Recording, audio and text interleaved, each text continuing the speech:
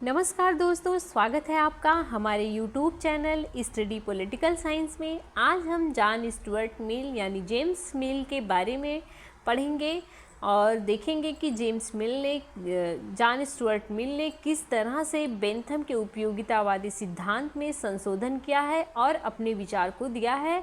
तो चलिए वीडियो को शुरू करते हैं और सबसे पहले जे.एस. मिल के जीवन परिचय से परिचित होते हैं।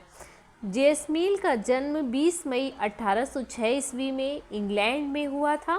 16 वर्ष की अवस्था में जे.एस. मिल ने उपयोगितावादी सोसाइटी का सदस्य बना। 17 वर्ष की आयु में उसने ईस्ट इंडिया कंपनी के कार्यालय में एक क्लर्क की नौकरी की और 1824 ईस्वी में हैरियट टेलर से उसकी मुलाकात होती है।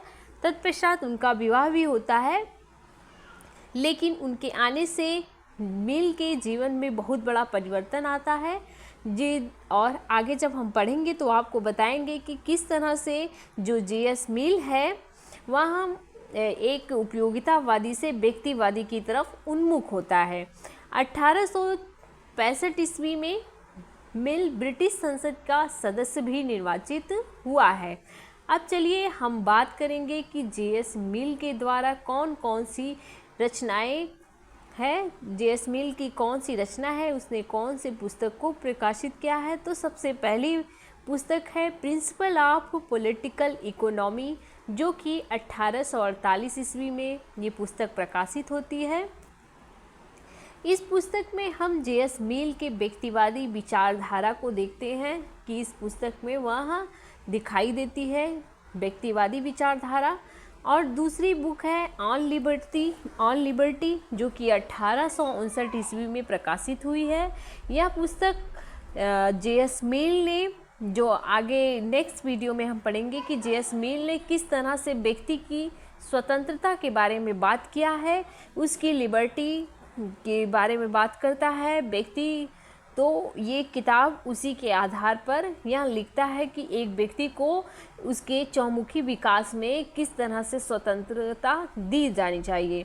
और तीसरी बुक है जे.एस. मिल की तीसरी बुक है कंसिडरेशन ऑफ रिप्रेजेंटेटिव गवर्नमेंट, जो कि 1861 में प्रकाशित होती है। इसमें आप जे.एस. मिल को एक अनिच्छुक लोकतंत्रवादी होने का इसमें परिचय देखेंगे, यानी वो एक अनिच्छुक लोकतंत्रवादी के रूप में दिखाई देता है। और अब हम बात करेंगे जे.एस. मिल की चौथी बुक, जो कि यूटिलिटेरियनिज्म, जो कि उपयोगितावाद है, जिसको 1863 ईस्वी में इसकी बुक यहाँ प्रकाशित हुई है, जिसमें जे.एस. मिल बेंथम के उपयोगितावादी सिद्धांत को संशोधित करके अपने विचार देता है। और इसी क्रम में पांचवी बुक है द ऑब्जेक्शन ऑफ वुमेन, जो कि 1869 ईस्वी में प्रकाशित हुई है। इसमें बेंथम के विपरीत, यानी बेंथम अपने जो विचार में यह समर्थकवाद है वह महिलाओं के मताधिकार में समर्थन नहीं देता है।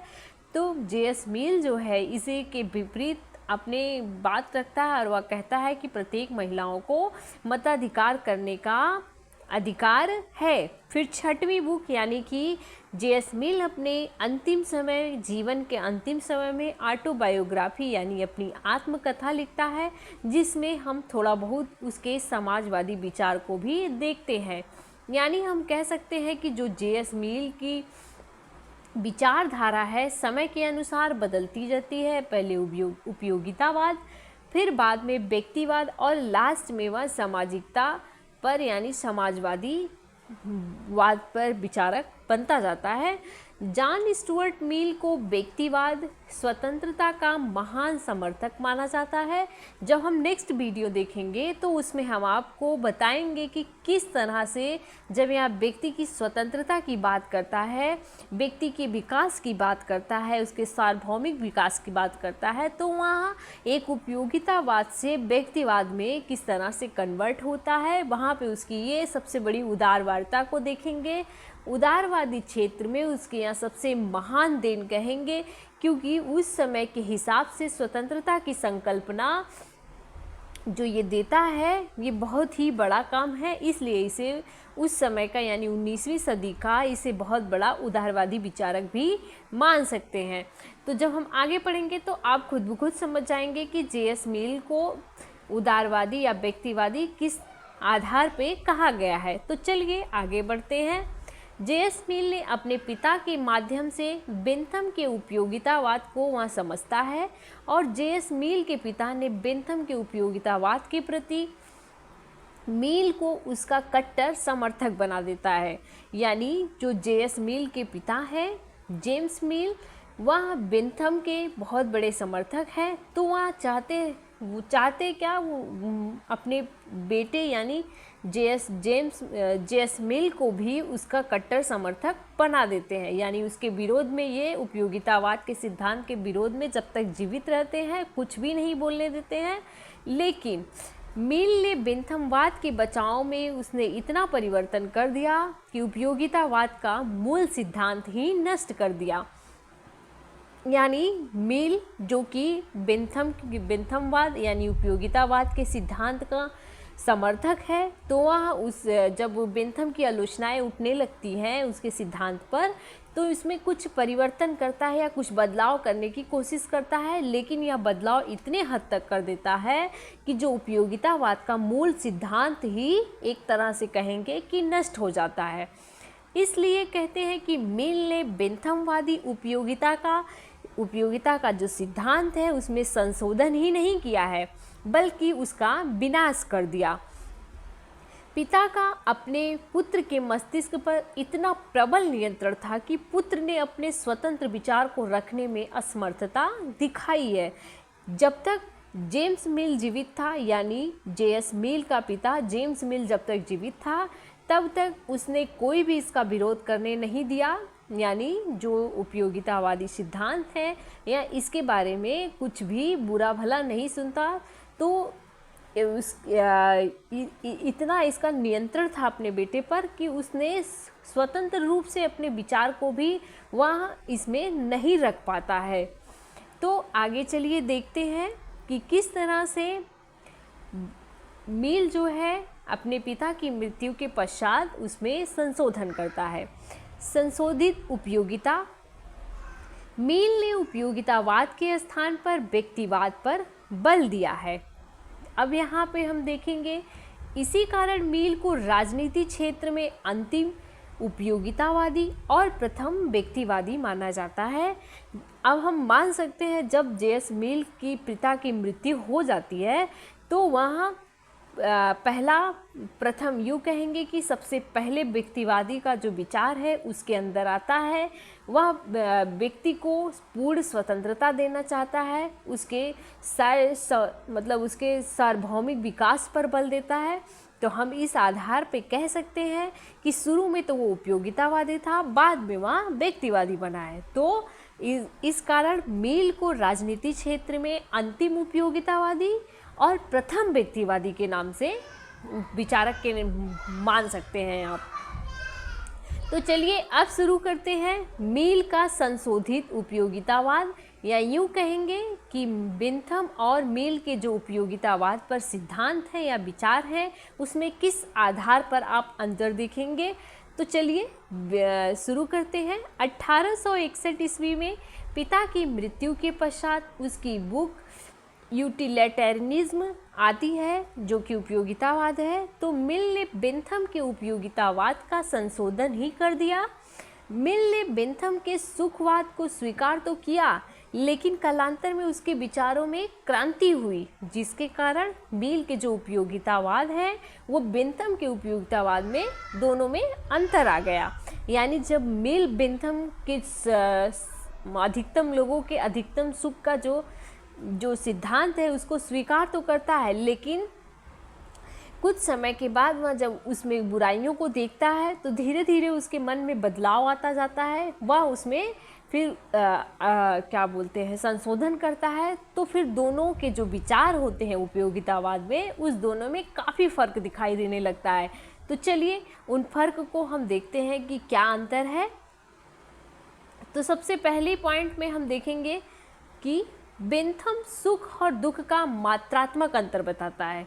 जब हम इसके पहले बेंथम की वीडियो आपको अपलोड कर किए थे तो उसमें हमने आपको बताया था कि बेंथम सुख और दुख का मात्रात्मक अंतर करता है, यानी गुणात्मक अंतर नहीं करता है। वह कहता है कि सुख और दुख को हम माप सकते हैं, उनकी गणना कर सकते हैं, यानी ये काउंटेबल होता है।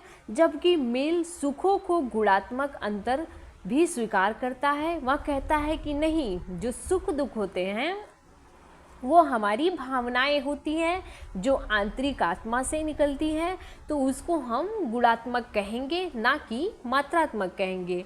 उसका मानना है कि सुखों का मूल्यांकन केवल मात्रा के आधार पर करना बेवकूफ़ी होगी, क्योंकि कुछ सुख मात्रा में कम होने के बावजूद अधिक श्रेष्ठ हो जाते हैं।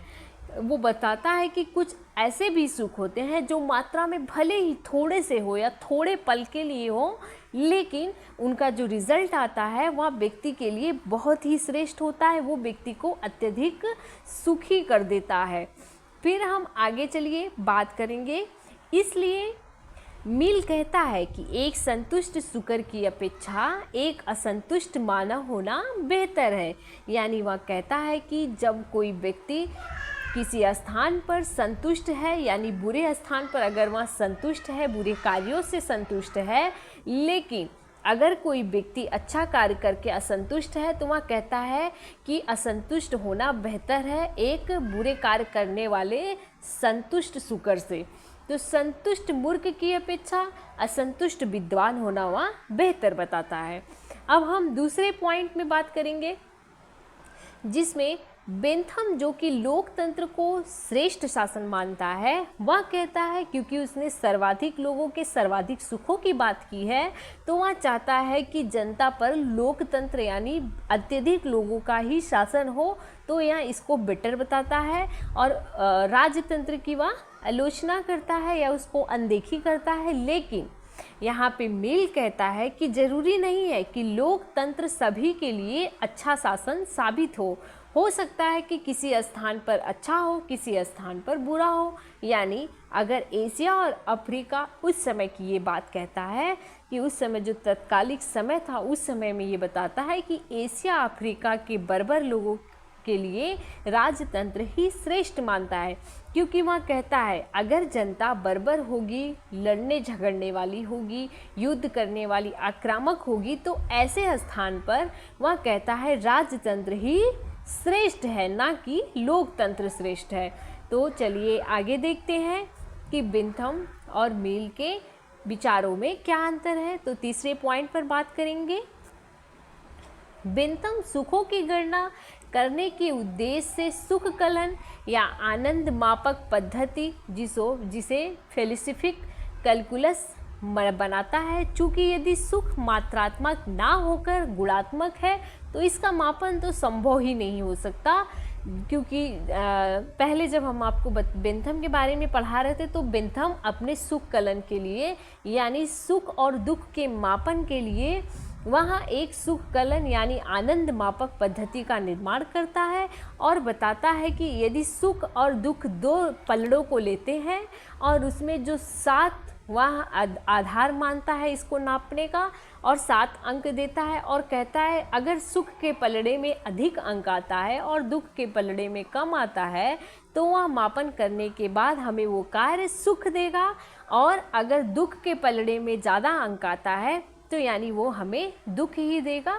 तो यह एक मापन पद्धति मानता है। चूँकि मिल ऐसा मानता ही नहीं तो वह कहता है जब यह वो मानता ही नहीं कि यह मात्रात्मक है तो गुणात्मक में तो संभव ही नहीं है मापन करना। तो चलिए चौथे पॉइंट में देखते हैं। बेंथम साधारण मानव की बात करता है जो सदैव अपने भौतिक सुखों में तल्लीन रहता है। बेंथम ने अपने उपयोगितावादी सिद्धांत में वहाँ ऐसे मानव की बात करता है या कहता है कि हमेशा सभी व्यक्ति अपने सुखों में तल्लीन रहता है, यानी हमेशा अपने सुख को साधने में लगा रहता है, जबकि मिल व्यक्ति के नैतिक स्तर को ध्यान में रखता है। यानी मिल जो है व्यक्ति के नैतिक स्तर को ध्यान में रखता है। वह कहता है व्यक्ति के सिर्फ दो आधार नहीं है, सुख दुख, जो इसके आधार पर व्यक्ति अपने पूरे जीवन को व्यतीत नहीं कर सकता है, बल्कि व्यक्ति के नैतिक स्तर हैं जिसमें वह स्वतंत्रता, समानता, इच्छा और आकांक्षा, इन सभी चीज़ों की उसके जीवन में आवश्यकता होती है, ना कि सिर्फ सुख और दुख की। तो वह कहता है, तो इसी आधार पे हम देखेंगे कि मिल ने व्यक्ति के नैतिक स्तर को भी ध्यान में रखा है। और प्लेटो इस तरह हम देखेंगे, प्लेटो और अरस्तु की तरह उसे वह अच्छे जीवन की खोज से जोड़ देता है। आगे मैक्सी टिप्पणी करते हैं। मैक्सी कहते हैं अपने विचार में कि जो ये बेंथम का उपयोगितावादी सिद्धांत है, वह भेड़ियों के समाज में बेंथम भेड़िएपन की बात करता है और संतों के समाज में संतपनों को बढ़ावा देता है। इसका मतलब हम यूँ कहेंगे कि मैक्सी कहना चाहता है, यदि किसी बुरे स्थान पर बुरे व्यक्ति लोग रहते हैं तो बुरा व्यक्ति अपनी बुराइयों को साधने में कंटिन्यूअस लगा रहेगा, जिससे वहाँ पर अराजकता फैल जाएगी। लेकिन अगर वही कहीं दूसरे स्थान जहाँ पे संत लोग यानी विद्वान लोगों की संख्या ज़्यादा रहेगी, तो व्यक्ति अपने सुख की प्राप्ति के लिए वहाँ विद्वता को अत्यधिक फैला देगा।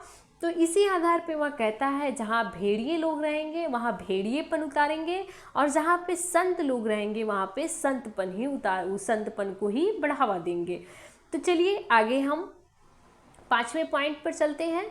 बेंथम के विचार में व्यक्ति अपना सुख चाहता है, दूसरों के सुख दुख से उसका कोई सरोकार नहीं होता है। यानी बेंथम का जो विचार होता है उसमें प्रत्येक व्यक्ति अपने सुख को साधने में लगा रहता है।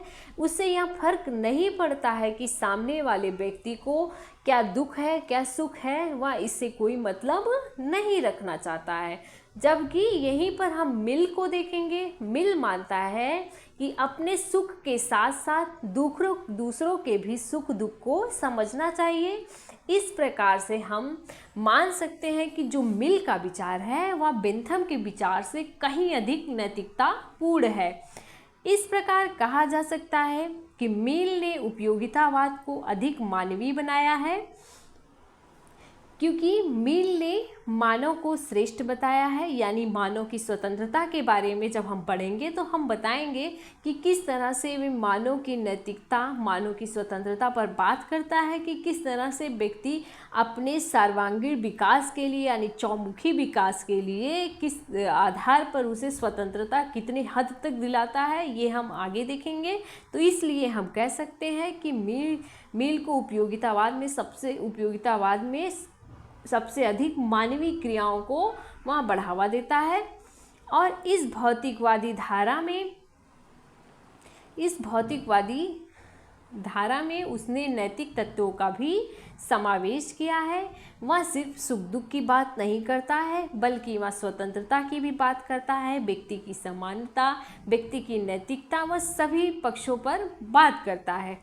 बेंथम के उपयोगितावादी सिद्धांत की कमियों को दूर करने के चक्कर में मिल ने तो उसके मूल सिद्धांत को ही उलट पलट कर दिया है। यानी बेंथम जो उपयोगितावादी अधिकतम लोगों के अधिकतम सुख की जो बात कर रहा है, उसमें मिल उसके सिद्धांत को संशोधन करने के चक्कर में सब उलट पुलट कर देता है। और इस तरह कहेंगे कि उसका जो सिद्धांत है वह मूल रूप उसका नष्ट हो जाता है। नैतिकता का समावेश ही बेंथम के सिद्धांत में परिवर्तन लाता है।